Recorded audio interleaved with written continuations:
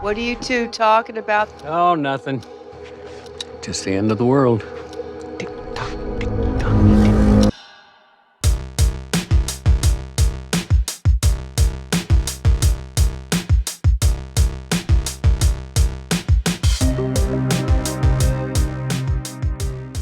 All right.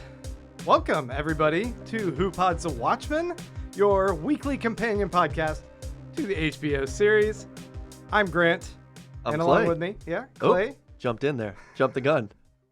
I feel like I already looked at your Donald Trump-esque notes that are going on here, and I'm not sure what's going on there. My reading notes. But folks, we always want to welcome you to our podcast. We are going to be discussing episode 6, This Extraordinary Being, and we're going to be doing a breakdown. We are coming on to this discussion an hour after the episode finished airing here Sunday night. So we're fresh on the heels of it. Yeah. This is always going to be a first impressions. We'll probably miss some things. A lot of things are going to be hot takes, I would say. But among those hot takes, we will, of course, give our hottest of takes of this episode. But before we get into all of that, I did just want to say, if you guys are checking us out on YouTube, we do a live stream of this episode, and you guys can go ahead and subscribe. We would appreciate it. We'd love to also see your comments. Please go ahead and tell us what we got wrong, what you guys are thinking of particular theories. If you guys have any of your own, we'd love to hear all of that kind of feedback. So please just go ahead and lay it on us. Additionally, we are on Patreon, patreon.com/whopodsthewatchmen. There you can go and help support this little show. We are an independent, self-funded little project here, so anything that you guys can do to help support us, we do greatly appreciate. We take that money and pay for hosting costs right now. And yeah, if you guys want to do that, patreon.com/whopodsthewatchmen. You can make a per month pledge. And we do try to do little bonus, we'll do journal entries occasionally. We'll do little secret podcasts just for you guys where we'll ramble about certain particular theories. So yeah, we try to make it worthwhile. Yeah. And additionally, I want to say we had an exclusive interview this week with the writer of episode 5 last week, Carly Ray, who is also the co-executive producer on the show. She was fantastic. Yeah. What'd you think of it? It was lovely. Yeah. Yeah, she was great. Yeah, she was really gracious. Her time is obviously really valuable, more valuable than ours. Yeah. And it was awesome. Yeah, it was great to kind of get a behind-the-scenes look and talk about not only Watchmen, but also her previous projects, which are just as impressive. So. Right. And if you guys want to go check that out, of course, subscribe to our podcast. It'll feed in there, or it's on the website. And we also wanted to thank, we got a new patron this month, or this week, James Worm. Welcome.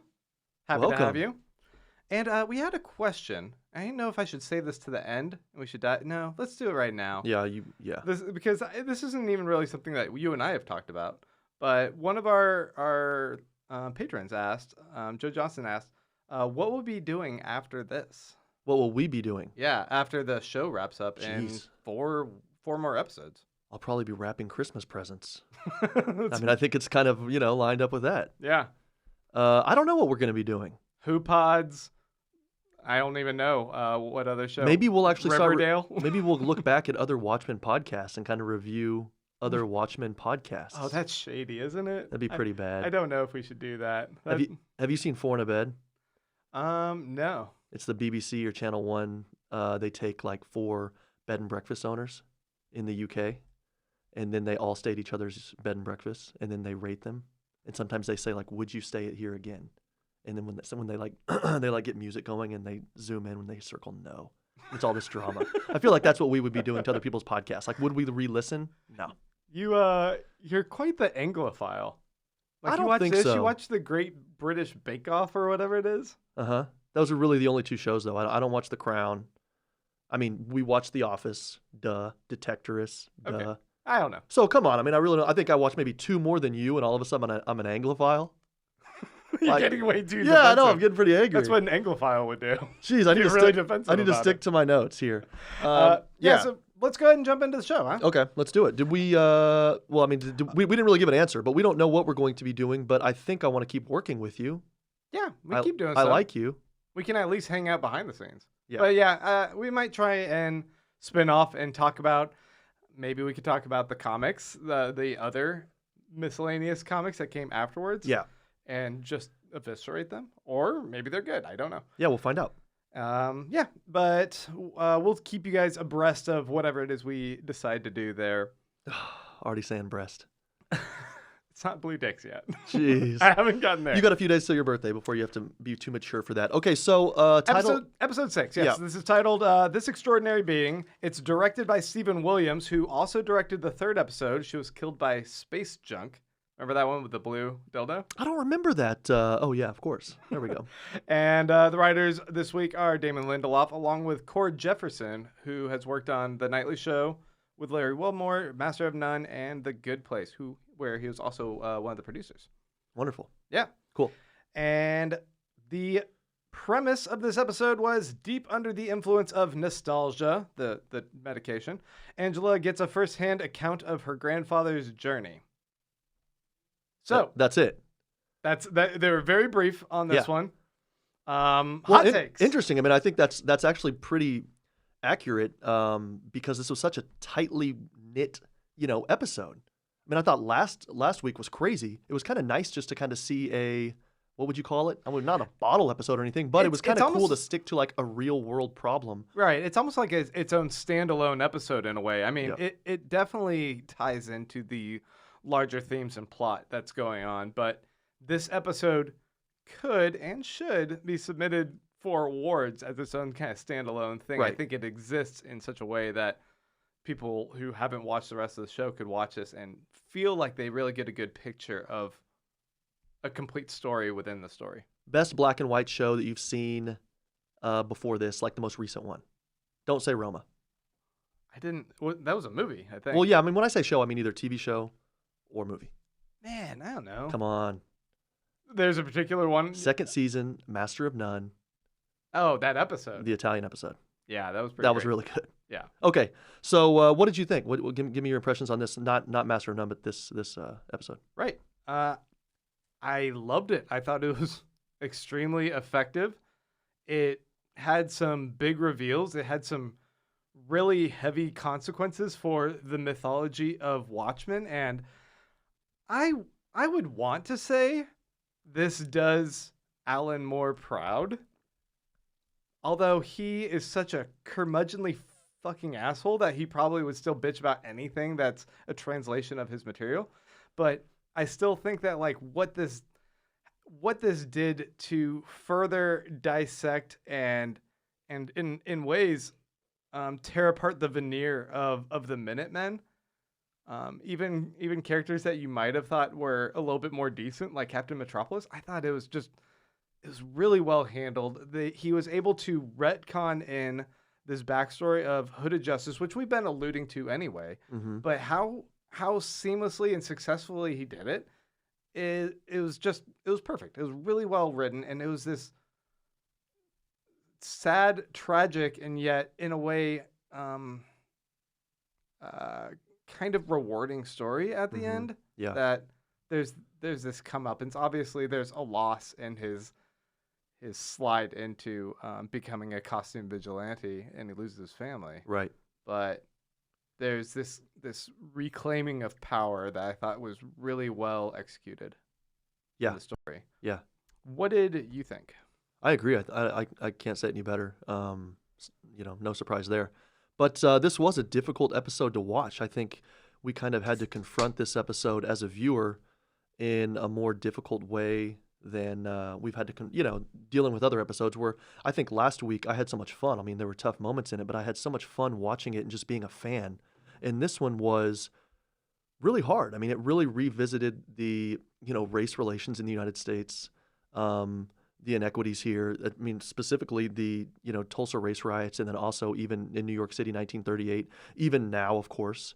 It was really difficult to watch for me. I don't know if you kind of kept thinking, God, I'm going to have to keep, it's just, this was like kind of being in a class in university or something, we learned a lot, and you just kind of kept being reminded about how difficult people's lives are And that's just hard to watch sometimes. So I think this was a wonderful episode.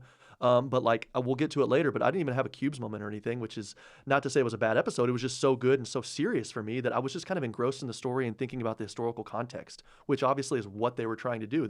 She took nostalgia and to get a sense of what her grandfather was going through and what was going on, and she sure as hell got it. So, right. I think that's kind of interesting. I mean, I had a Cubes moment. oh yeah, but okay, I think that the idea that it was just so heavy and so like profound and like weighing on you that you couldn't take a breather from it to go, aha, not Yeah. something in particular. It was like, yeah, I get that. Now I thought scenes were shot beautifully. You know, I thought the framing was awesome. I thought I really loved it. It was just kind of a heavy episode to watch, and I'm glad we had it because I really think this did go back to what's at the heart of all this, right? I mean, obviously Alan Moore was looking at nuclear annihilation and the fear that, you know, something could drop from the sky and just destroy all of us at any moment.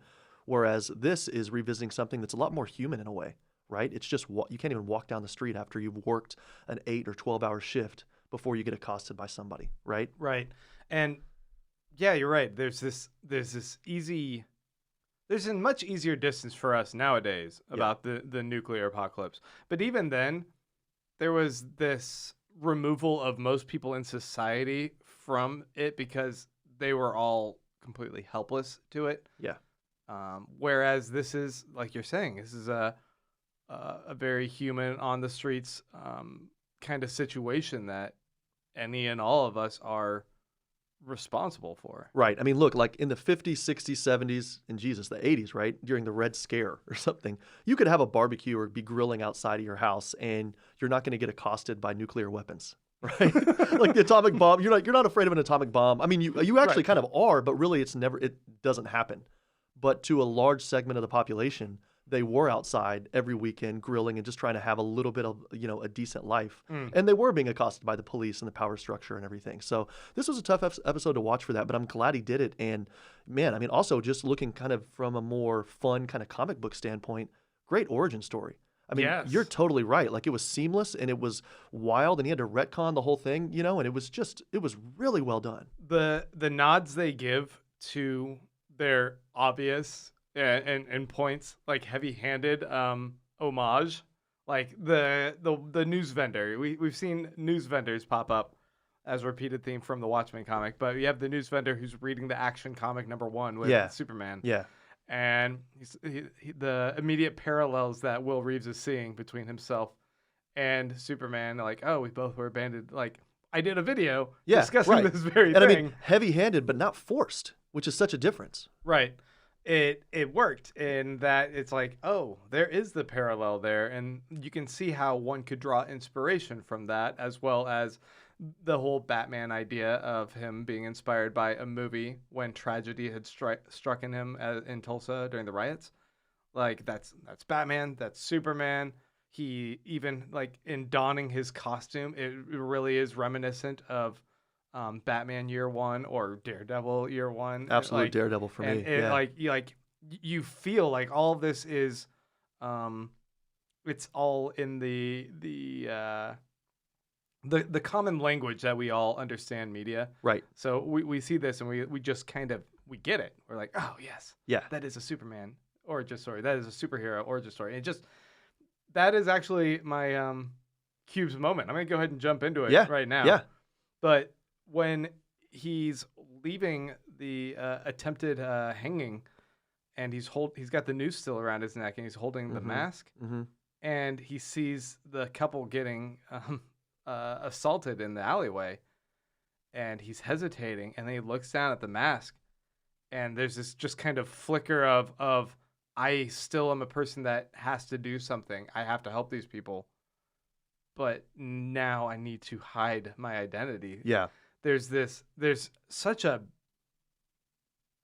beauty and a tragedy to what they were showing right there that was it was so powerful. Yeah. And it was like, I don't know, it was like one of those just spine tingly, like, this, like taking a comic book origin like up a notch, like having the full weight of the tragedy of how race is played out in this country echoed in the origins of that moment. It just had so much more weight to it. Yeah, I mean, and that's really his.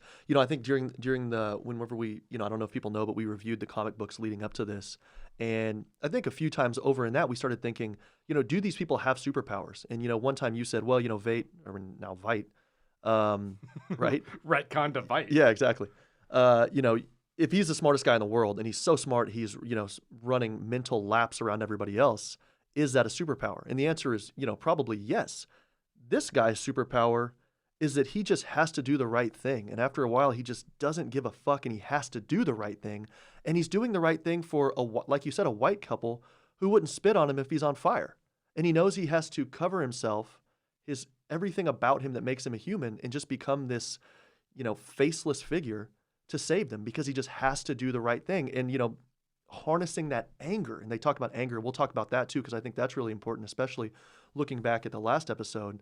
But yeah, I mean, if you think about this guy's superpower, it's just that he wants to do the right thing and he has to get to the bottom of it, even if he has to, even if he's doing it to the benefit of others who kind of fucking hate him and would hang him from a tree. It's awful. And that has to be a superpower, just that you care that much about the right thing and everything like that. So, yeah, that was definitely a powerful moment, and I thought he just did it so well. I mean, it had all the great comic book aspects, like you're talking about, like, okay, he's in the dark alleyway, he's beaten up, he's bloodied, we don't know if he can stand, let alone fight, and then we see the couple who's accosted by people, and and it was awesome. Yeah, really good. Okay, I want to take a step back, and I want to talk about the title. The title of this is This Extraordinary Being. And honestly, when I first heard that, I was like, I don't actually know what that title is in reference to, because all of these titles are a reference to something. So, but we haven't known what they're in reference to at all, right off the bat. I mean, some of them I tried to look them up. Okay, I was trying to Google search this one in particular, and I couldn't figure it out. Okay, wasn't pulling up. It was like maybe it's a reference to a song, but it's not the exact lyrics, and everything was a little off. So I went to Reddit's message board, and someone there pulled it out, and it's actually a reference to Hollis Mason's book from The Watchmen, one of those excerpts they have under the hood. In between, yeah. From the supplemental material, and this is talking about the appearance of the first masked vigilante, Hooded Justice. And the passage goes like this. It says, reportage on the second instance was more detailed. A supermarket stick-up had been prevented thanks to the intervention of a tall man built like a wrestler who wore a black hood and cape and also wore a noose around his neck. This extraordinary being had crashed in through the window of the supermarket while the robbery was in progress and attacked the man responsible with such intensity and savagery that those not disabled immediately were only too willing to drop their guns and surrender. Connecting this incident of masked intervention with its predecessor, the papers ran the story under the headline that simply read, Hooded Justice. The first masked adventurer outside comic books had been given his name. Huh. All right. Awesome. So this extraordinary being, which is already just kind of like in itself, kind of like a beautiful phrase. Yeah. Like this is just the essence of being, I think, is just the extraordinariness of it. Yeah. But also talking about, in particular, Hooded Justice and how he was the first superhero. I think it's a good It's title. cool. Yeah, it's a being like a human being, but also being as in becoming and acting, Yeah. But also the meta aspect Yeah. of all their titles being referenced to some sort of other medium, like be it songs or articles or books or passages like that, like pop culture kind of things. But this is a book within a book that this was the inspiration for. It's just kind of like, It's almost like Lindelof really loves this source material. He really seems Wow. to. Yeah. He's all about it. Hey, what'd you think about the music? Man, it was great. Yeah. I at several points through this episode, I kept making notes about how they were employing music that it would be so haunting and chilling, Right. like the jazzy kind of, but little like discordant jazzy music during the fight scenes. Yeah, that was actually my second note, and that's actually whenever I jumped up and paused it and said, "Oh, I got to go get a notebook," Oh, yeah. Because I mean, that idea of jazz as improvisation, where you're just making things up on the fly and decide. And I'm sorry to jump in, but just that idea of that improvisation aspect of it, which is jazz, right? And that's, I think the first time it was utilized, or one of the first times, was when he does your cues moment, look down and decide, fuck it, I'm doing this. And you can see the clockwork. You can see everything kind of going, okay, here we go. And it was awesome. I loved how they employed jazz. And then also, a lot of times people will, it's kind of this shtick to play cutesy, like kind of nice romantic music while there's a fight scene going on. A lot of people do that. I don't know, in the last 5, 6, 7, 8 years. Yeah. This actually did it really well. And it wasn't just to kind of create this discordance between like, okay, savagery and then just a romantic song, but it actually, like, the lyrics and everything fit and in the songs they chose. It was just yet another example of like, they're just really framing these episodes really well. Anyway, sorry. No, you didn't necessarily interrupt anything. I agree. I think there was certain parts that just like how it constructed the atmosphere. In particular, I remember there's this like, what's the style? This kind of soulful. This lady was like singing this old 1920s or 30s song, and while she's singing, that's when Will gets assaulted by the cops who kidnap him, and then they're gonna go to do the fake lynching. And as they're doing it, the music kind of like moves into sounding like it's like underwater. It gets warbled. faded and and it just like feels so like you feel discombobulated by it. I'm like, how the music just lends to the atmosphere and how they match it tonally to what's going on in the era, I think is just really well done. Like, we were talking about last week how they were in the 80s in Hoboken, New Jersey, and the music took on much more of that kind of 80s synth wave kind of feel to them. Right. And it was like, this really fits. And I want to say this is like credit to Ross or Trent Reznor and Atticus Ross. Mm-hmm. So yeah. Not Atticus Finch. Okay, I said Make sure I said the right one this time. Yeah, I mean that one song at the end, whenever he is burning down the warehouse. She kept repeating like "smoke gets in your eyes." So I don't even know the song, but I want to go back and find who did that and listen to that tonight. It was lovely. So I want to start at the beginning, if that's cool with you. With the opening scene where we have the fake hooded justice with the amazing eyebrows, like just shaped in there, his really intense eyes. The actress looks really familiar, but I couldn't put a complete name on it. Jimmy Garoppolo. Okay. That sounds fake. But like once again, kind of peering into this fictionalization of the Minutemen, like even from the beginning with the title card being Watchmen, and then the puff of smoke wafts it into Minutemen. Awesome. It was slick. And then it drops right into that the television show, which is absurd. I thought how heavy the dialogue was and like explaining. It was like a turn to the camera and just like, we have a lot of info to dump on you guys, and here's how we're gonna do that in this show. Through the lens of Dick Tracy. Yeah. But it once again, someone was calling me out and saying like, hey, this isn't that show's not a knock on Snyder.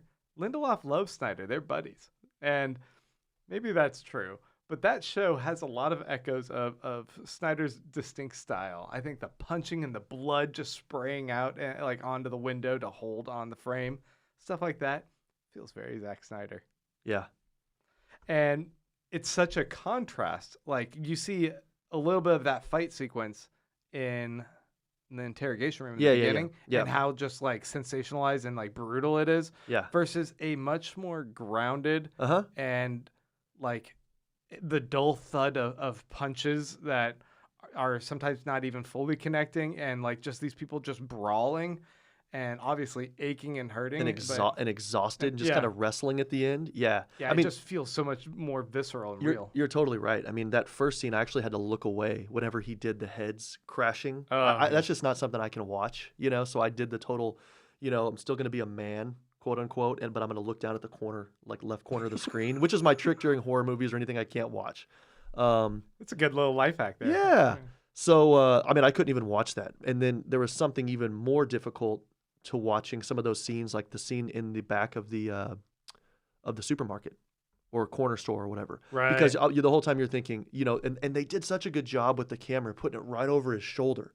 So then you're thinking, is there somebody on that stage above or up the stairs that has a gun or something? And you're just worried about this guy on a real personal level. So it was hard to watch in a real organic human way. Whereas the other one was just kind of hard to watch because it's just the easy thing to do where it's just blood splattering and, Well, pivoting off of what you're saying right there, the supermarket sequence. I think in the very beginning we have the fictionalized version of Hooded Justice. I get it; they're both fictionalized, but in this instance, the real true story in this world of Hooded Justice is in direct, like it feels like it's in opposition to what the Hollis Mason journal entry was about it. Like he's like, oh, he stopped a simple burglary in a supermarket. Like, what's the money they're quibbling over that they're getting robbed in this place that he has to respond with brute force, right? Yeah. But it would make a lot more sense if he was fighting the KKK and that got brushed away from all news reports. That there was people in robes, especially as Fred was the supermarket cover for them.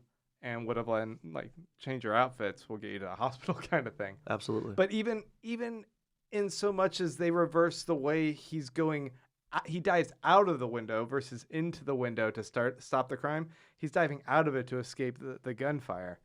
And I thought it was just kind of this clever way of like showing what you thought was going on there. It's actually the opposite. Exactly. And I mean, he's, he busts through the back room of the store, and he's a hooded figure punching a cop. Well, I think was in uniform. I'm trying to remember. In the back, the KKK. Yeah. Well, yeah, I mean, who opened the door? Who opened the door? The little window thing. Yeah. Okay. Yeah. But even when when it carries over into the store, when he looks up and he's pushing him up against the lettuce, I think that guy was in just his police uniform. Was he pushing him into lettuce? Yeah. Interesting. Yeah. Yeah. So. I mean, when you're looking at that, he looks up and he thinks, oh, shit, I'm out of my element here, or I'm out of my depth. I'm just pushing a cop. I'm hooded. I just look like this masked vigilante as I am. Did he say you have the right to remain calm? Oh, nice. Was it? He actually did say that. And then that's on the cutting room floor. Yeah, like, that's got to go. Sorry, go ahead. No, that's it. So it's just, you're right that, that type of thing would be left out. And obviously the KKK elements would be left out. And all the real story, but just like anything is romanticized and fictionalized, the way we look back at, all history is like that. So it was kind of fun to kind of get back. And like you said, I know that this is not real, but to see what really happened and how complicated it was and complex it was. And this is just a guy going into a room of like 5 or 6 people because, again, he just has to do the right thing. I mean, I think in the show, what I keep being surprised about is, damn, these people are really courageous. I mean, just like we had Looking Glass go in last week into that empty mall or whatever, right? Those are the interesting characters, the ones who look at that dangerous situation and they go toward it. Good Lord. Yeah, I guess you're right. Otherwise, there wouldn't be a show. Yeah, but the whole premise of Cloverfield, right? It's like, let's follow the idiots who would go after the monster. Right, exactly. Yeah. That's an interesting story there. Yeah, I think you just actually also did the synopsis for Twister. Oh, yeah. Yeah. Could you pass me a beer? Idiots are great. Yeah, I'll give you one of these old milk stouts. Beautiful. So I thought there was also a pretty funny little nod in the American what was it called? American Hero Story. Yeah. Where they're talking about the relationship he has with Nelson Gardner, and after he beats up the cops and it like zooms away to the police station, like you see the police officer like still watching it. And if you listen to the dialogue, he's like, oh, no. Now what I'm really troubled about is that Nelson Gardner is actually cheating on me with J. Edgar Hoover. Now I have to deal with that. And like just how like seedy and soap opera it has it going on. And that everybody's watching it on their desks on these little old TVs that we used to have in our kitchens growing up. Yeah. It's just, I don't all get the it. technology is, they're so far behind us in technology. So they don't have cell phones. Yeah. In this world. Yeah, exactly. I mean, that's a weird deal to imagine somebody not having a cell phone. It's a little 1990s-ish. Yeah. So not even the Nokia. I mean, you got to play Snake. But it's still a little bit of a hodgepodge. Yeah. No, it was that, and I love how Lori just walks in and she's like, turn that shit off. Yeah. She's like, because again, I mean, he just so well, like even 4 or 5 seconds right there, they just capture the character. I have to admit, when I saw the previews for this episode, I thought this was a Sister Night episode. I thought this was going to be Angela Abar, Regina King, like front and center. It was going to be her story and how she grapples with the revelations of her grandfather's past. So I thought it was going to be full-on Quantum Leap. I thought where we'd be in see Saigon. her as the body the whole time. Yeah. But the actor, and I it wasn't listed yet who the actor is who's playing the younger Will Reeves, was great. My favorite performance of this episode. I just thought that's a lot for him to have to come in and be like, oh, this show's already established at this point, but you're going to be the lead character in this episode and you have to carry the whole thing. Yeah. It's like, oh, okay. You know what? That's so funny that you said that because now I realize which younger version you're talking about. I thought you meant the kid. No. I was like, yeah, I guess he did a pretty good job, but I don't. The young man, Right. But now I realize, oh yeah, there were multiple younger variants, and that's no, you're right. He by far. I mean, I think that Cal had a really powerful scene too. Right. I mean, because again, just looking at like Lori in 5 seconds conveyed who she is. I mean, I know she was in it a little bit more, trying to get her to sign the the consent form, but. And sorry to derail this, but I think I was looking at who had the best performance, and it's obviously him. But Cal, just in like 30 or 45 seconds, you see the worried husband, the worried partner freaking out, and of course they rush at home. They probably, are knocking on the door at home. He's trying to feed the kids or something like that. And then like, you got to come to the hospital, overdose. He's thinking, what the hell? Like, that doesn't sound like my wife. Right. And then they gave him this script, and I'm sure they said something like, introduce who she is, who you are, how you know each other, where you are, what time you are, right? And he follows it, and you hear him just start to repeat it too. And it was just beautiful. I mean, it was hard to watch, but again, just in 30, 45 seconds, everybody's so good. The dialogue's so good, the camera's so good, and the actors are so good that they can do so much with so little, as opposed to Snyder, who couldn't do anything with a lot. Snyder Slam! Da-da-da! You thought it was difficult to watch that particular passage though? I mean, I don't know. I get like the weight of it, but yeah, like I find that things don't I don't know. Maybe things don't emotionally affect me in the same way. No, dude, come on. A little bit of a robot. Android without the emotion chip. Yeah. How this slid into it did this like reverse Wizard of Oz kind of slid thing. Into your DMs. It went from color into black and white, and how that transitioned, and then throughout this episode, the repetition of his mom in color in the black and white playing the piano like on the sides of the street. How there's the memory, but then there's obviously overlaps of different memories. Like the cinematography on this episode was gorgeous. Yeah. It was so well done.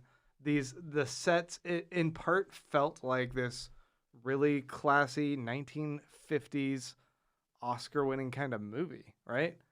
Like there was this transition where he walks out of the police station in daytime, and then it pans up to the buildings. Yeah. And it drops into nighttime. Yeah. And then the lights of the window start lights flickering on. like flicker on. Yeah. And then it pans across, and like, if they did that in one shot, it looks so good. It was just such a sweet looking shot, and And another Cubes moment. And they for even me. had the old advertisements on the brick wall and everything. I mean, it was absolutely gorgeous. You're right. It almost felt sometimes like, okay, we see that we're on the old Hollywood set, right? We see that like this is like the set they have. They have a few streets for like 1930s New York, and the warehouse scene, kind of like that. It felt like watching an old Indiana Jones or something, right? When he's going after the Nazis or something. It just seemed really staged, but it was supposed to, and it never took you away from it. You know what I mean? I wasn't around in the 30s. I don't know what it looked like.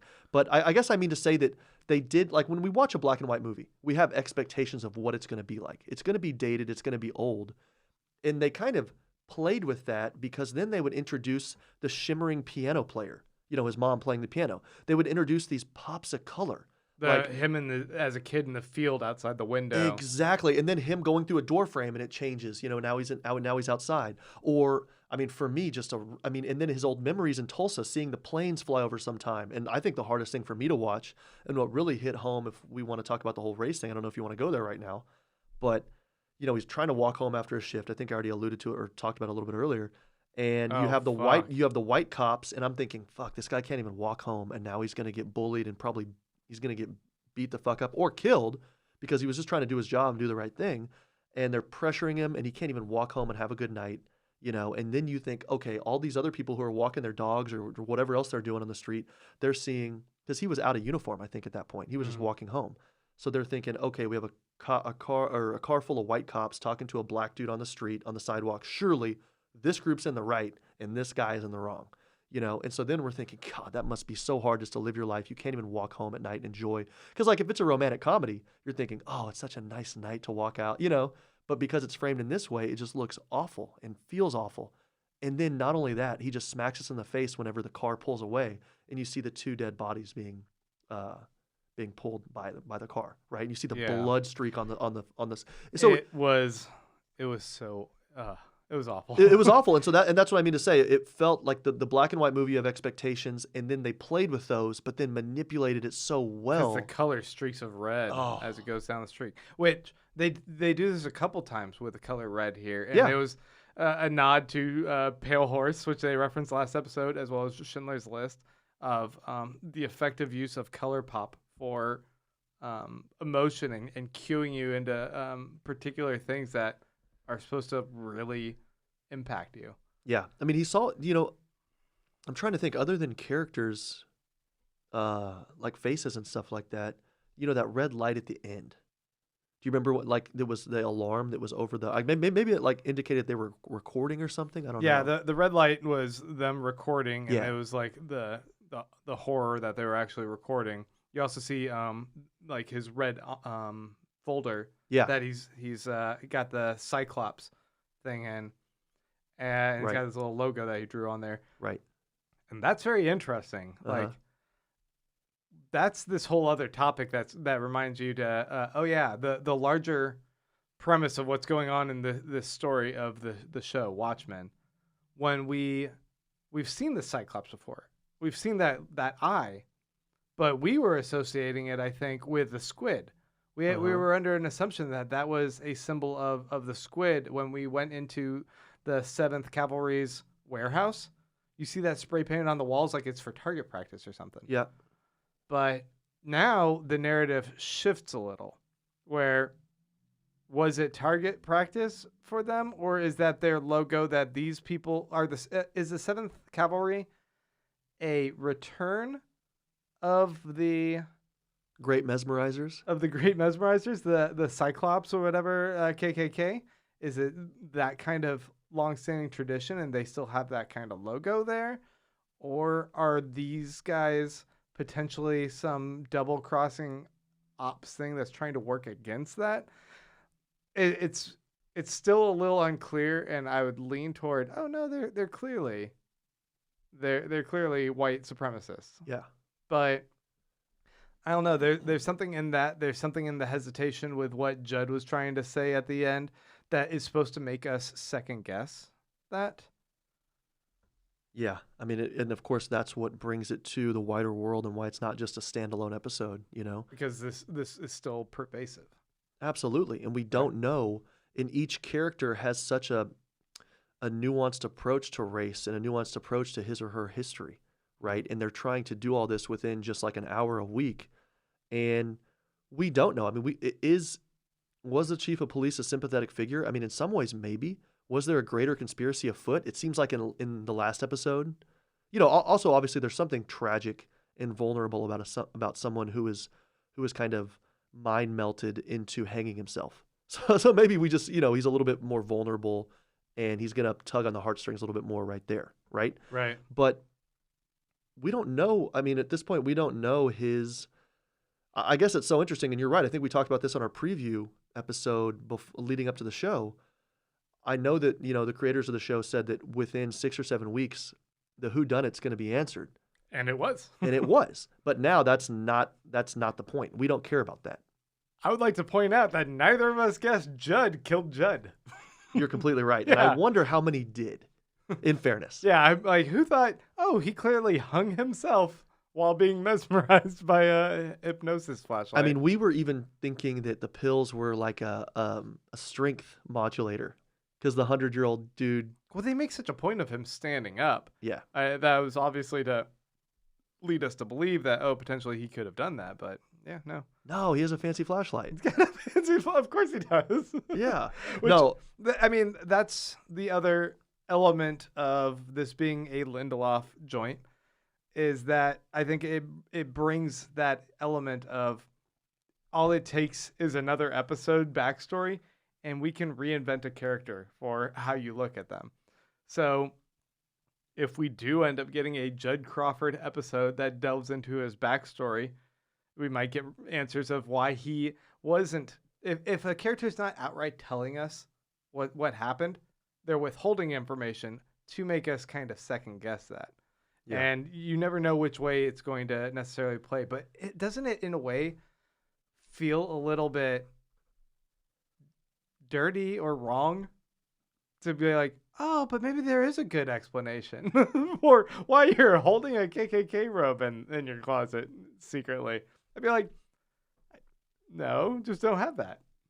Right. I mean, but if we didn't have those questions, this would be on CBS. Yeah. You know, this would be in between Blue Bloods and Survivor season 36, right? No, but I mean, is Blue Bloods still going? My mom. I don't know. I thought it was a good call. If Blue Bloods is not on, my mom is really disappointed. And you know, yeah, I mean, this is we don't know, and I'm wondering like what's in store. I think we all are. What's in store for Angela? Obviously, right? Okay, she survived that. I don't want to say what's in store for Judd because I mean he's dead, but also like what's in store for his memory or legacy and what really happened. You know, what is Senator Keene's role in this? Like we just have so many interesting questions, and it's going to be weird to see what's resolved in 4 episodes. Going back a little bit to his origin stories, the parallels between his character and Sister Night, his granddaughter, are very fascinating. They both have chosen to wear hoods. Him being inspired by Bass Reeves from Trust in the Law, I think was the name of the movie that he saw as a kid. But I think that guy was a real sheriff, right? Yeah. In Oklahoma Territory. Yeah, real guy.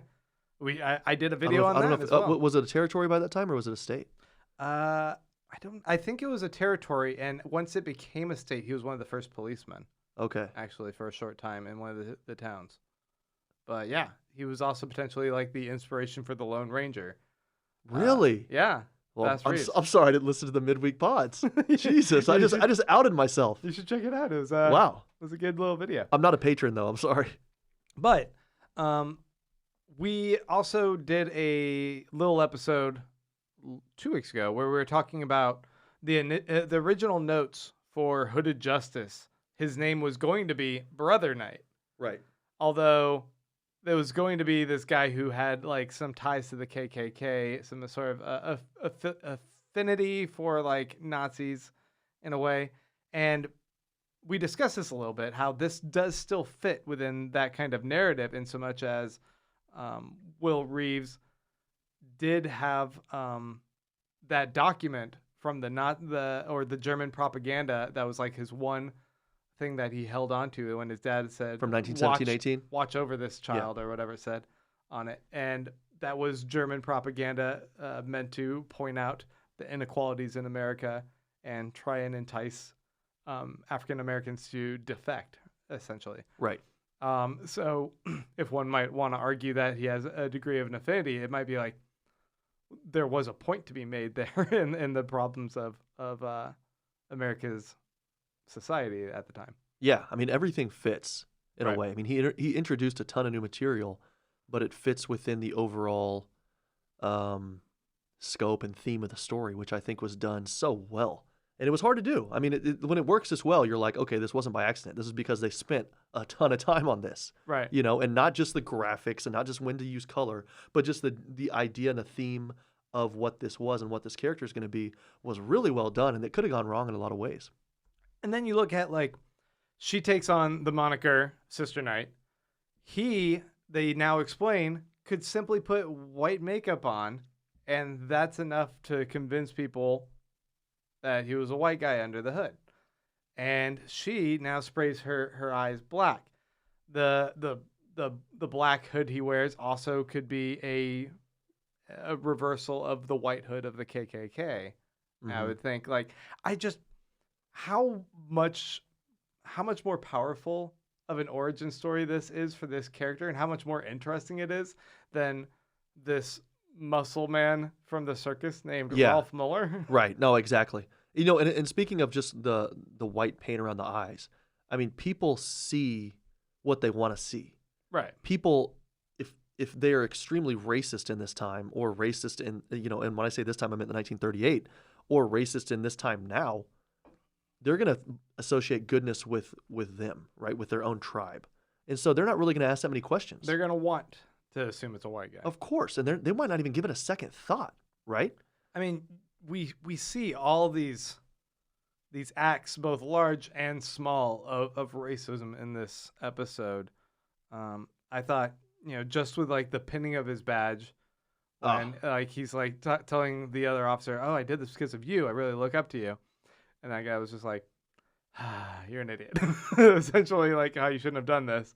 Obviously, much more wisdom about the problems of the dynamics there. Yeah. But also he gives him that kind of warning, like, beware the Cyclops. And then we see later when he makes the arrest of Fred, which I love that actor. Yeah. Who plays that guy? He's like in every HBO show, I think. I'm just seeing him in every single one. And he seems like he's straight out of The Rocketeer. He was the bad guy in True Detective. He was really good there. Oh, okay. Yeah. Yeah. Huh. And Boardwalk Empire, and he's in a ton of stuff. But when he brings him in for the arrest, like, they seem to be taking that arrest from him, and it was like, oh, like he can't even have that arrest. But then you knew why they were. I mean, you knew why they were taking it. And then them doing the white power symbol. Yeah. It all makes sense. Also, wasn't it like this hoax for a while? This idea, like, oh, the OK sign is like a white power symbol, but then, like, they straight up, like, in this show make it like that is it's a white power symbol. Oh, I've never heard this. I've never heard this. Oh, I don't know. I might be actually wrong on that, but I think that might be true.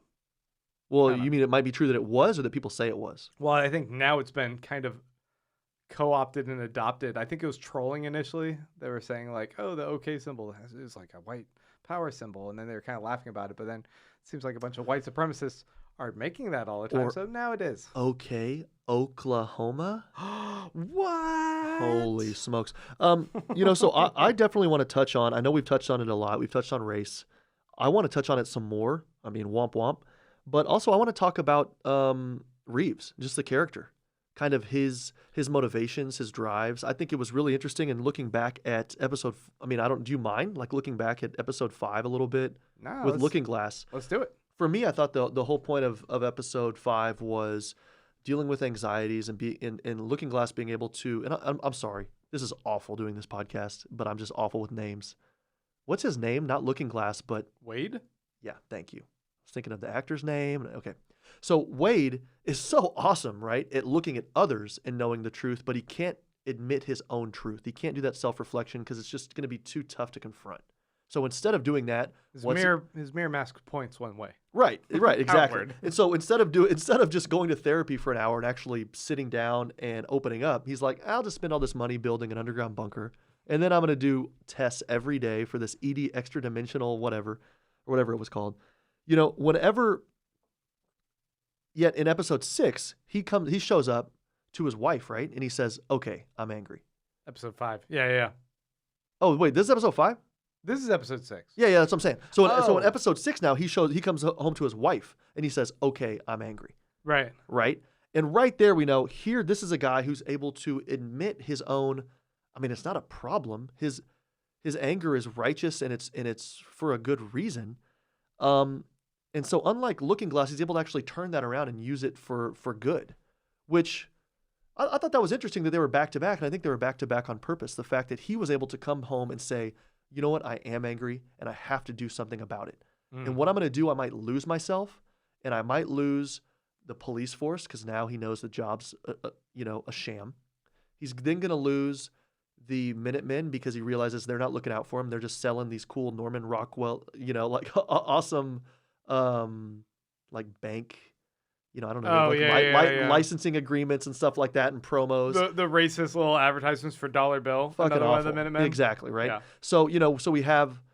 Which you saw hanging in the trailer in the very first episode. Yeah. And so then he also loses his family at the end. So he loses all this, but he could have had a pretty I'm not going to say it was a decent life, but coming from where he came from, that's actually, you might view it as a success in the context, right? But he still says, you know what, fuck it. I'm angry. I have to do something about it. And that's the difference. I mean, I don't know if it's a difference between him and Wade, but wow, it shows that he harnesses it and does something. And I don't know if Wade's there yet. You know what I mean? In fact, Wade's not because he sold out Sister Night at the end. So Wade's still... I think he saved her. Okay, you know what? You're right about that. You're right about that. But Wade is somebody who's still searching, and he's searching for the truth and everything like that. And of course, he is dealing with squids falling from the sky. He's dealing with crazy interdimensional conspiracy theories. But at least... But he's also dealing with a very real power that is beyond his comprehension. Down the hall. Down the hall. And also, the 7th Cavalry knows all about all of them and is also teleporting basketballs all over the place. They have some sort of power to them, and they have a reach that he doesn't even understand yet. And you know what? Why basketballs? Is it because they bounce and they'll make noise and alert you to where they are? I think so. I think it just makes the most sense.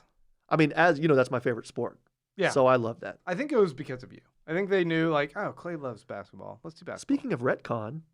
Yeah. No, I mean, I just thought that, whenever he said, okay, I thought there were a lot of powerful moments. And when he showed up, obviously he has the noose around his neck. He just got in this fucking crazy fist fight. And he says, okay, I'm angry. It was so understated and so well done, just like this show was, this episode, that or the show in general. It just worked, It was cool.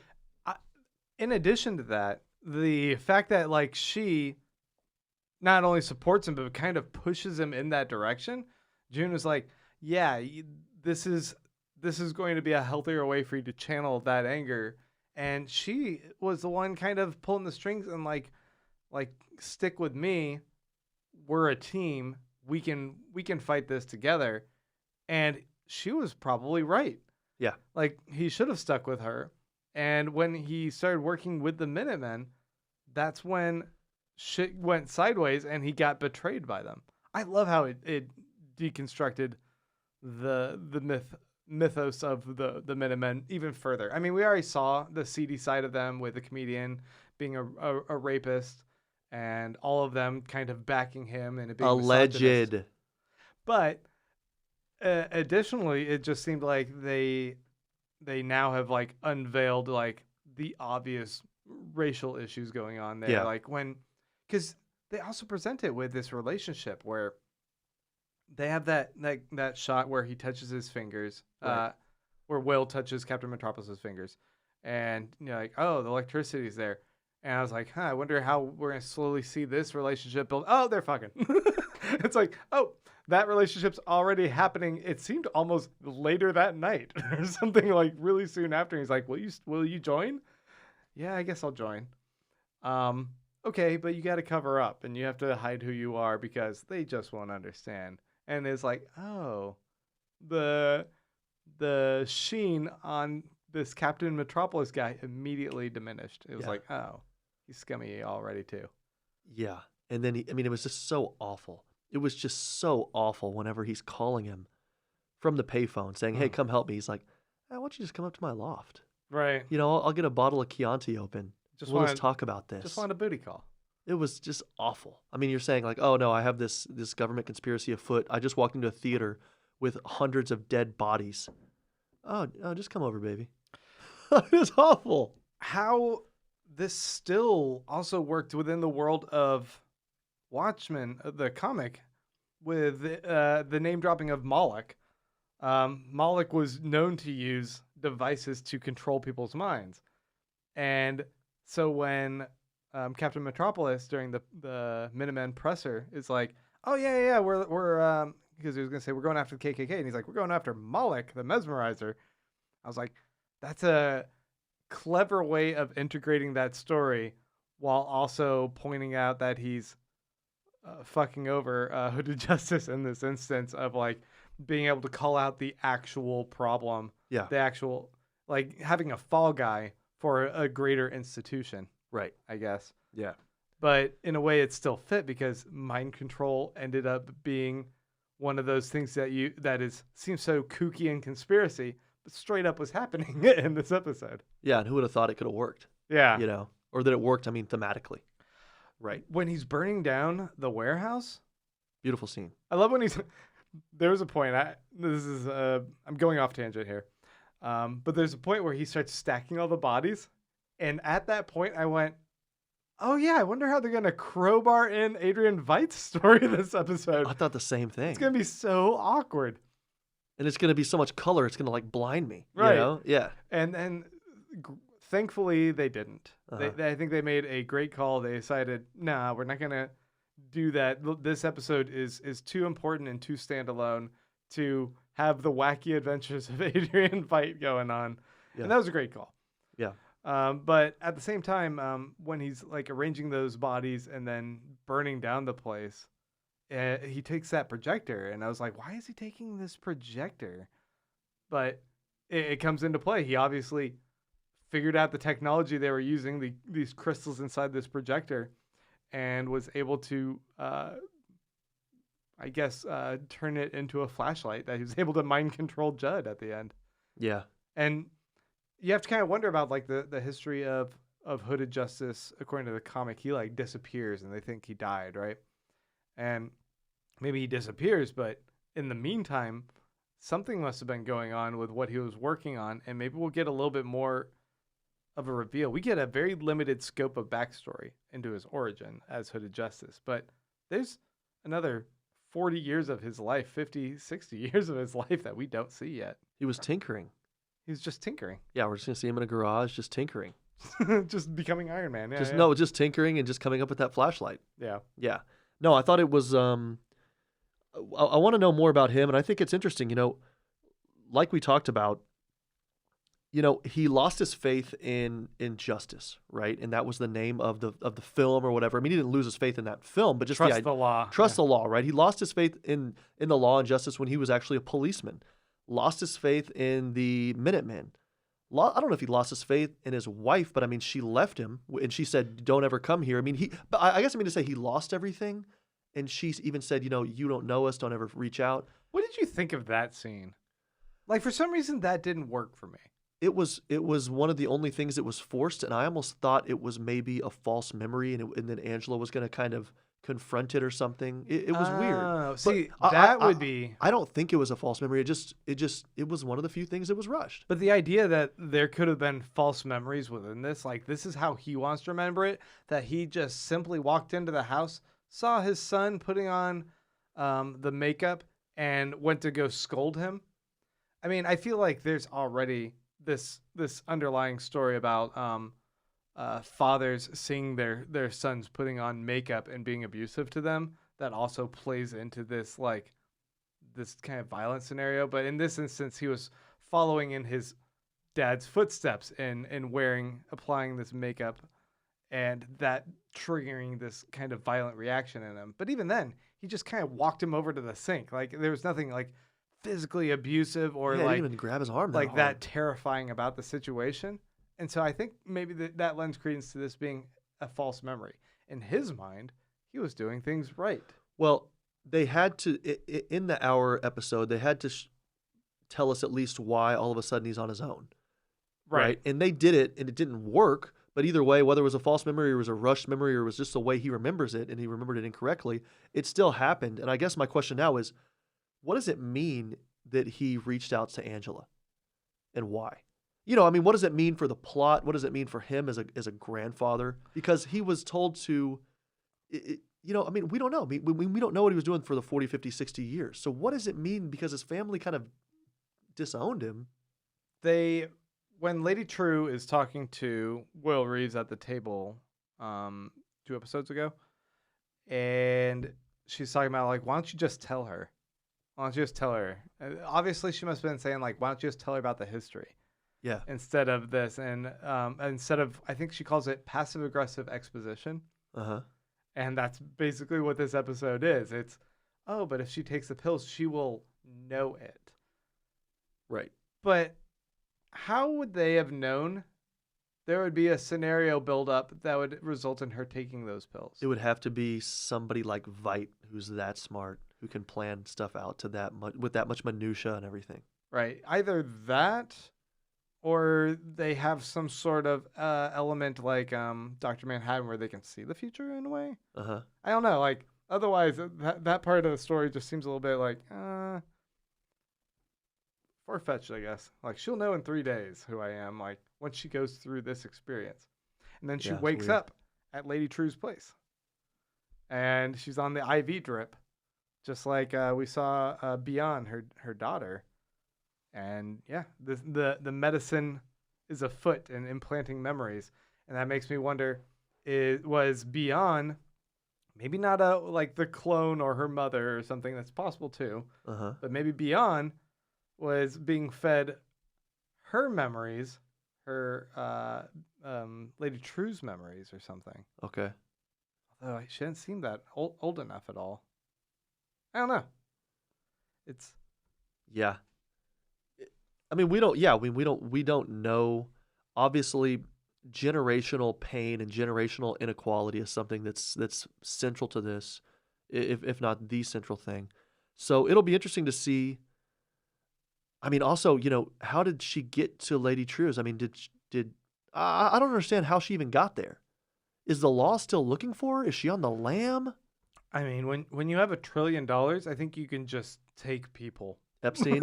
You can just, it's. Did he commit suicide? No, we won't get into that. Obviously not. We know he did. So, I want to talk about something I think is interesting. Okay. And again, I think I prefer those to things you want to talk about that are not. Yeah, right. Yeah. So when we look at episodes 1, 2, 3, whatever, I remember kind of being a little bit surprised by how okay I was with the strong government, like police force, right? I mean, it was like a police state and I was okay with it. You know what I mean? Like them taking people in, interrogating them, Looking Glass is doing his thing. They pull them aside. They beat the shit out of them. They go run rampant in like the Nixon like RV park or whatever. And I was like, okay, that's, that violates due process and everything like that, right? But it just kind of felt like, okay, I can see why they're doing it. And that's a kind of a scary thing, right? Right. And I think we were talking about being surprised by that. Here we see Reeves at the end, say, hey, you have that KKK outfit in your closet. Why do you have that? I need to hang you.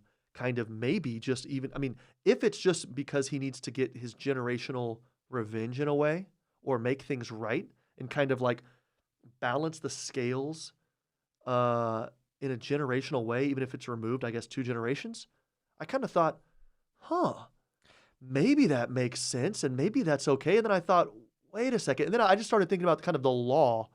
And, there's, and I'll wrap this up in 15 seconds, but there's laws in place where, like a domestic abuse victim, right? Like, let's take your like cliche, stereotypical domestic abuse victim. She's been abused, the abused housewife or something, right? I mean, I'm not saying homemaker, but I'm just kind of doing the stereotypical thing. She's been abused for 15, 20, 25, 30 years. Finally kills her husband. But it's not, and he wasn't actually trying to kill her. He was just asleep and she was fucking fed up. She would generally go to trial for murder. Whether they, convict her is a different matter. Right. But it's just this idea of, okay, it's not self-defense, but kind of what she did made sense. You know what I mean? And like the law should not necessarily punish that. And this was a kind of same justifiable, thing. even though it's justifiable and it makes sense, and you can see yourself doing the same thing, right? And so I kind of was watching him while he was hanging himself, thinking, okay, the scales are balanced. And then I thought, oh, again, we're still dealing with this extrajudicial thing. The law should take care of this. We should all elect representatives who do the right thing. But the problem, again, with who watches The Watchmen is that they don't always represent our best interest. And so we have these weird power structures and competing power structures and factions that it was at the heart of the comic book. And now I just love the fact that it's at the heart of the show in so many ways. I don't know, just kind of an interesting thing I was thinking about a lot. Yeah, I agree. There was a point. I was checking our chat here. Rubio brought up. He says, "How is there a memory of Will hanging Judd in those pills?" Because if you think about it, that happened while he had the pills in his pocket and Angela took him into custody. And there's no reason that should be in there. Do we have a 3D printer? Do we have a micro 3? They have shitty TVs, but do they have a micro 3D He was right printer? there using his Harry Potter wand to extract the memory and put it into pill form real quick. Exactly. Because otherwise, shenanigans. This might just be one of those where it's like, we're going to have to give this show a pass on some bullshit. Yeah. Because otherwise, I don't know. What is there? How would they explain that? Unless the pills. Hey, it could have been through the IV drip. It could have been through maybe the IV drip was some medicine. Oh, shit. It seems like she's putting an IV drip on her in order to bring her awake, but instead she feeds one last memory to her while she's still tripping balls. Look, That's actually not a bad idea. I give movies, books, shows the benefit of the doubt all the time. The only person I've ever seen pee in a movie, Field of Dreams. Or not Field of Dreams, League of Their Own. Greatest pee of all Scott time. Pilgrim. Scott Pilgrim has the little pee bar. Does he pee as well? Yeah. But I just mean to say, I've never really seen that many characters pee, but I assume they go to the bathroom. That was my biggest problem with that show 24, where you have Kiefer Sutherland. He never pees? 24 hours, man. You're taking a shit at some point. Is that commercial break enough time for you to take a shit? Dipes and wipes. He's wearing a diaper. Dipes and wipes. That's not an expression, is it? Oh, dipes and wipes. You don't say dipes and wipes? Now I do, I guess. Oh, wow. I'm gonna start integrating that into my dipes lexicon. and wipes. No, I don't know. Maybe it shouldn't have been in there. Maybe it was the IV. I don't know. Good. Yeah. I think what else? I had I got a question for you. Okay. A lot of times we say next to die. Who's your next to die? My next to die, man. Grandpa. I don't know. Who's my next to be resurrected for a bit? We're gonna see more Judd, I think. Hood of Justice, man. He's out. He kind of fulfilled his purpose. You think so? Enough of the backstory's been laid out. He's gonna die. I mean, he's 105 years old. Yeah. My God. Okay. I'm 36. I'm getting tired. I don't know how much longer I can do this. Yeah. I would agree there. I'd say Hooded Justice. He's gonna go. Yeah. I thought I had one other point I was going to bring up. I'm not necessarily finding it. Can I ask you another kind of question, a thematic question I had? No. Well, I'm going to do it anyway. Okay. How far do you think the show is going to go? Obviously, it's brought up problems, right? It's been a conversation piece, I think, for race and everything like that. But, and this is a stupid question from the get-go, and I get it. But, Veidt tried to solve something at the end of the comic book. In a way, I mean, maybe he was successful. Maybe maybe both countries were going to what's it called, mutually assured destruction. Mm-hmm. Maybe that was going to take place. I don't know. So maybe he was successful in a way, even though that's kind of weird to say he was successful when he did this crazy shit. But we see that we have a government that is, I mean, in a very kind of microcosmic way, right? The government creates the problem. The police literally go into a theater and flash lights and say, kill yourselves. And then when they do kill each other, they then call them animals, right? So I mean, just like we can look at the government doing redlining and stuff like that. I mean, we can go even... They force the government a situation and then they build the narrative for They it. create the problem and then they blame the victim for the problem. Yeah, of course, right? So are we going to see something like, I mean, I'm sorry to use a Game of Thrones reference, but breaking the wheel? Are we going to see anything like that where it is kind of like a Veidt thing where he does at least try to change something? I know we talked about earlier a few weeks ago, maybe it was that kind of mini pod we did on the phone, but maybe there was something with, dispersing nostalgia in a way so that everyone kind of can feel each other's pain or something, so we become more empathetic. I don't know. I liked that idea that the Millennium Clock is going to crop dust? It's going to crop dust nostalgia in a way that makes everyone have a reckoning with our past. But I don't know if that would translate into some sort of kumbaya moment, an alien kind of forcing the hand of a degree of denuclearization and harmony in a way. But if you think about this, who are we have three big players. Yeah. I guess that could potentially shape the outcome, and we're still really unsure. Wait. on I what just their want to make sure we're motivations are. clear because you're going to go over these three players. Yeah. Okay.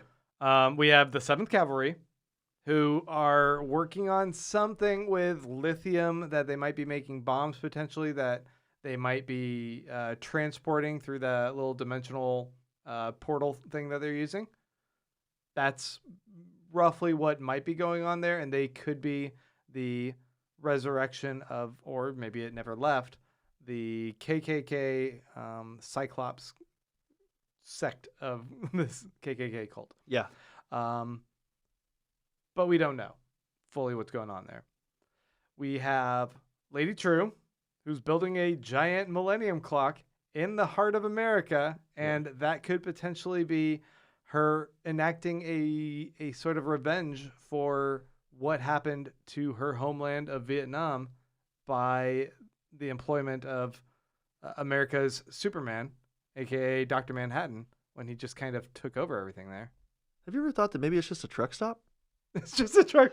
It's just a tourist trap. They have markups of these little millennium clocks. You're walking around getting your big gulp, and they paid you when your shower's ready. It's basically Buc-ee's. It's a Buc-ee's.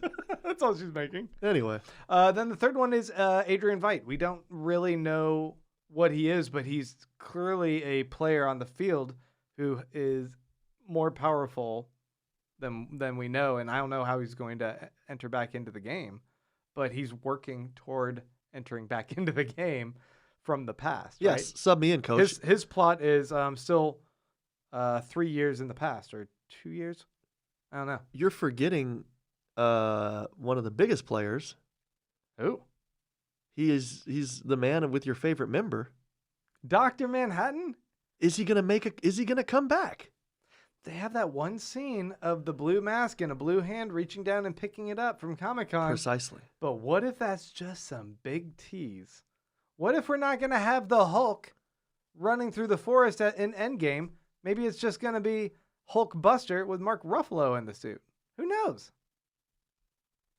That could be what's going on here. That was just a big trick. Trailer's a lie. Well, oh wait. So was that actually a trailer, and they changed it out for the Hulkbuster? Okay, because Yeah. I don't watch trailers. In the trailer, they have the Hulk running through with the rest of the team, and then all of a sudden it's just Hulkbuster. They obviously didn't want to give that reveal, so they spent the time to animate Hulk running through through Wakanda in the big Infinity War battle. Yeah. Holy shit. Well, I'm glad I didn't watch that trailer. Yeah, I mean, we don't know. I mean, it's tough to know, and it's tough to know what they're going to do in 4 days. Okay, let's extend this question out a little more. Okay. Is there going to be a season 2? See, I don't know. It could be that he's, or this Watchmen team are going to take such a big swing with whatever happens here that they might not want to do a second They're going to top season. the ball. But Infield. also, yeah. given how franchises work, if HBO is making the investment in this show and this property, they might still want a second season. Remember that show 13 Reasons Why on Netflix? Yeah.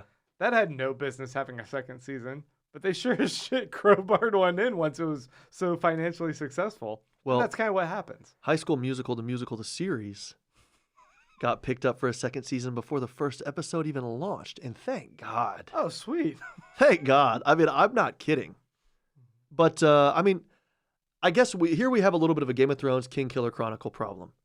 Is it going to be resolved? And, I don't want to invite any criticism of Lost. I liked it. I think you liked it. Whatever. Not everybody's going to love it. It's not your baby. Write it yourself if you're going to be unhappy. I'm sorry. That's a little bit of my, I just think, I think there's a little bit of a problem with criticism here with the Twitter sphere and everything. But do you think like he's going to be able to wrap this up at least, let's say 7 out of 10 loose threads? Yeah. Okay. I would be happy with that. Look at what they answered this episode. I thought the last episode they dropped a lot of answers, and then this episode it's like, oh, here is the definitive origin of Hooded Justice, who we've been kind of dancing around. Here's a little bit more of the backstory of the Minutemen and how all that's tying in. We now know what those pills do. Yeah. We've answered that. We now know what happened to Judd. We have an explanation, as kooky as the science is, for how he killed himself. And I feel like those were like the big questions. It's okay for smaller things to still linger around, but it seems like they're hitting a lot of the big ones. And Yeah. what does it say on your notepad? Well, it says, tell Grant it was a perfect episode. No collusion. It was a Trump thing. Yeah, it absolutely was. Are you kidding me? When I saw the giant permanent marker in the other room, I had to use it. No, okay, you're completely right that they have answered a lot of stuff. And I think if we limited this to the 7th Cavalry, okay, and we have this redneck 4chan kind of thing going on. Yeah. With Senator Key. Yeah, that's it right there. You know, and so we have the senator, we have kind of the governmental conspiracy. We've seen that before. I understand that. What I don't know is, what's Lady Trieu doing? What's going on with the statue? What is it called? The Millennium Clock? Yeah.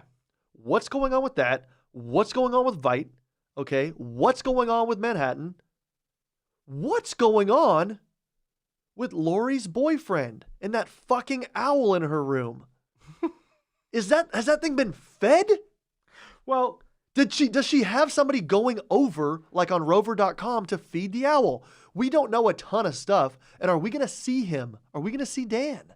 he's in prison. Yes. Is she doing this to get him out? Did they say, do a few cases, kind of like a catch-22, do your number of flights and get out? And then they keep bucking her. He was supposed to be in for 35 years, so he should be out in like 4 years, I think, from then or something like that. I don't know. But did you see... No, I didn't see the wait, preview if for it's next week. 95. Let me do the math there. No, it's like he's got another like 10 years.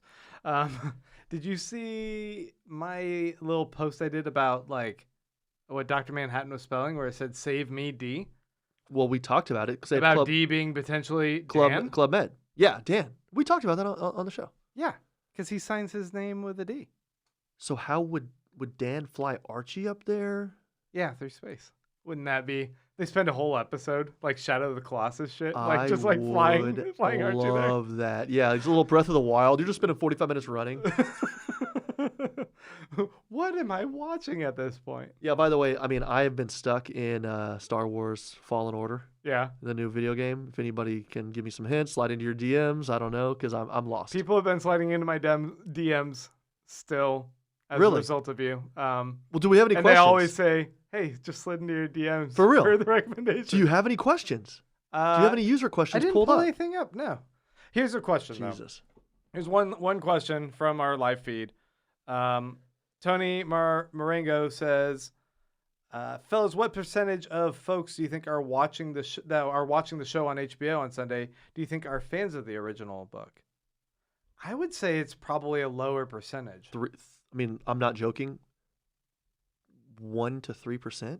Really? I would put it a little higher than that. I'd say maybe like How many copies did it sell? 5%. Yeah, okay. Really? I was like, it's negligible. I mean, No, I would say a lot of people haven't read it, but I would think people are going to pick it up. how many people have read a fringe comic book from the 1980s? I mean, the answer is like, or versus how many people have watched. It was a New York Times bestseller. It was a big comic. Dude, I mean, I'm not denigrating the comic. I just think that that's more of a fringe medium than HBO. When after Game of Thrones, it's Sunday night, you're bored. You're like, oh, I'll just see what's on TV. I'll get on the boob tube.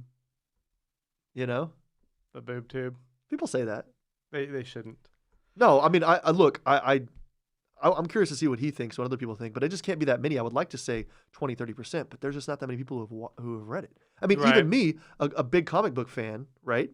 I hadn't read it until we started doing this. That's true, but you thought you had. Yeah. I feel like I took some nostalgia and had a few imperfect memories. It's obviously, it's had its impact. Yeah. Enough on other comics that it feels like you've read it. You know the story somewhat. You're familiar a little bit with it. Question. Yes. What's a comic you would like to see done in this manner, where it's not a remake of the original material, but it's kind of picking up where it left off? Ooh, rather than like like redoing it. And I fully admit and I understand that's a difficult question to answer without giving you time. I have to remember where Ex Machina ended, but I really liked that story, and I thought that it seemed to be opening up to a much bigger universe of possibilities, like with a pantheon of bad guys for that character. Yeah. I was like, oh, why'd that comic end? That's weird. That So would maybe be that'd be one. that would be a really interesting one, and it would just be cool to see how they translate the kind of colors and stuff and art style to Right. a show. What would you say? Man, I mean, obviously, I mean, Lucifer was interesting. I would like to see that. They've kind of had like I think a Lucifer show, haven't they? I don't know They if it's have. good. Is it good? They turned him into a police detective and they made it like a buddy cop show. Although I heard Turner and Hooch? I heard in like the 3rd or 4th season it gets like much better. Like they changed companies and but like they changed a lot of what they were doing. You've got to suffer through the first few. If you Yeah. want. Lucifer, I mean, I know you kind of jumped off the bandwagon, but I love Fables. I love the cast of characters. Yeah, but do you really want them to pick up wherever Fables is like leaving off? I'll tell you what, yeah. Because they all dispersed into their kingdoms. That was kind of the end of Fabletown or whatever, because they didn't really have any problems in their homelands. They went back to their homeland. So I would actually like to see some kind of vignettes. Do you remember like Matrix did that Matrix Revolutions or Revelations or whatever? Where was these series of vignettes, like cartoons and stuff? Yeah. I would like to see kind of a Fables version of that. Okay. I know you weren't really a Fables dude. I mean, like, why? I feel like that's Once Upon a Time in or what's it called? Just Once Upon a Time. And I don't want to see that. You know what's so funny is that I think if we were off camera right now or off mic, you would freely admit that you like Fables. I liked Fables a lot. I feel like they've done a couple of TV show adaptations that feel close enough to it, and I wasn't enjoying them. Okay, There's fair. lost people that moved on to Once Upon a Time. Wasn't yeah, a thing okay. for I me. didn't have an answer for this ready. I thought it was an interesting question. I would like to hear what other people say. This was just kind of a food for thought moment. Yeah. No, Well, I don't have any other notes. I don't know what you have. I think we're done. I think we've covered this episode. I actually don't really know what episode 7 is going to be. I'm pretty excited in that fact. Did you watch the preview? No, I didn't watch the preview this Holy time. shit. I know. Okay. So I'm not sure what it's going to be. I can tell you what the title is. Yeah. The title is An Almost Religious Awe. And I think this is in reference to something Dr. Manhattan said.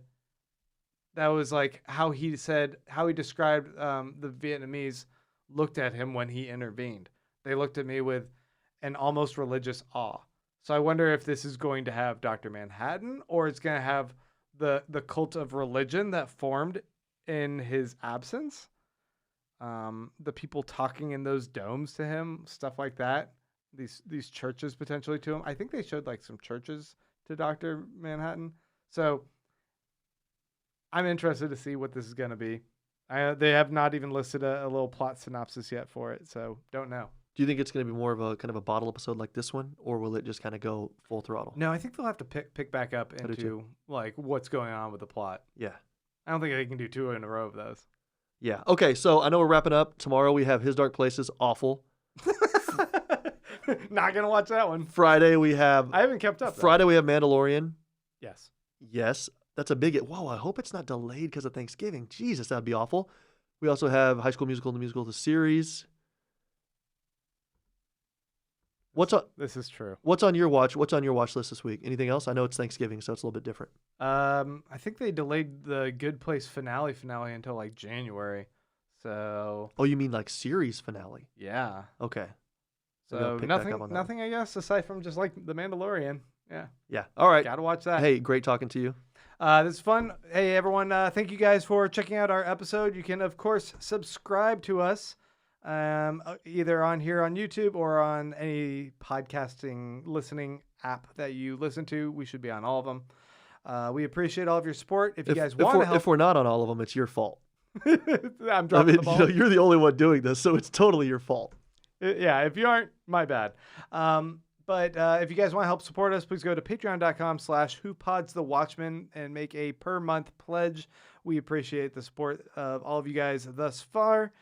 And we'll be releasing additional Patreon episodes and probably some other midweek recap or like theories or something like that for you to listen to when you're trying to avoid your family during Thanksgiving.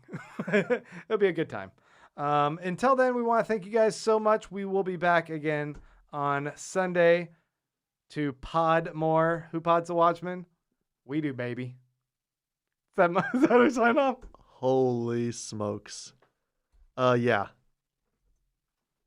I really can't say anything else.